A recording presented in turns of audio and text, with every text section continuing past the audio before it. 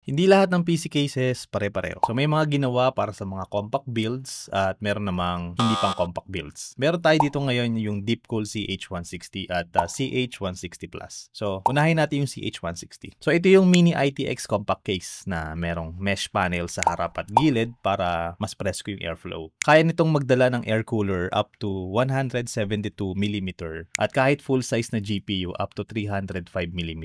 Pwede siya. At oo, pwede ka rin maglagay ng 240mm AIO kung slim setup ka. So kaya kung gusto mo ng mas maliit pero powerful build, ito na yung hinahanap mong case. Ngayon punta tayo ngayon sa CH160 Plus ng Deepcool. Mas malaki siya ng konti doon sa lumang design pero mas flexible. Kaya niya mag-support ng micro ATX motherboards, mas mahahabang GPU hanggang 342mm at 240mm na radiator sa taas. Kasya din ang ATX PSU dito up to 144mm.